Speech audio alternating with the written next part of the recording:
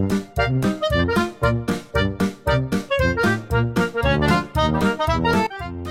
paklausti, kaip jūs įsivaizduojate tipinę psichologo išvaizdą? Psichologą? Taip. Panašiai tavo. O būtent tada?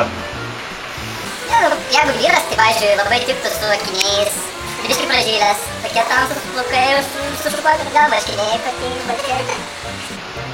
Kaip jūs? Panelė, aš sakau, kaip tu dabar. Labai jau įsivaizduoju tave, būtent psichologai. Labai gerai, ačiū. Tiek, kad norėjom, ačiū. Malonu, ačiū. Kaip manote, kuris psichologas geresnis, vyras ar moteris? Vyras. Kodėl? Nes moterų per daug, turbūt reikia daugiau variacijos. Žmonės turėtų pasitikėti labiau vyrų, nes vyras yra labiau emociškai pastovus žmogus. Nori pasakyti. O manau, psichologui reiktų labiau emociškai pastovus žmogaus, o ne emocingo. O kaip jūs manote? Manau visiškai priešingai, nes manau, kad vyrai ir moteris yra lygiareikšmiai ir jų nereikia skirti. Taip, bet kodėl manau nereikia? Aš manau, kad gali būti abu sėkmingai geri. Tai lemia iš tikrųjų žmogaus charakteris, temperamentas, pasiruošimas darbui. Aš manau, tiek tas, tiek anas. Ačiū labai. Koks turėtų būti psichologas verslas?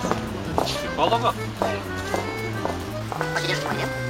Mes norėtumėm jūsų paklausti, kaip jūsų asmeninė nuomonė, kokių savybių reikia psichologui?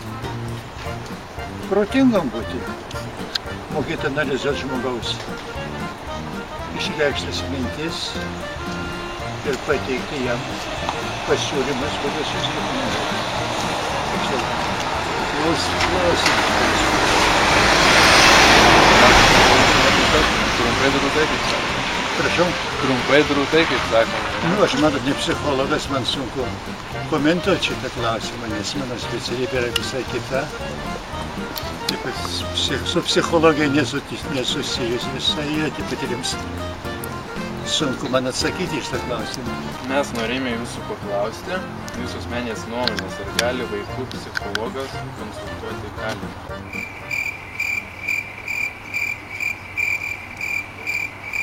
Labą dieną. Kokia žinote sritis, kurias nagrinėja psichologas?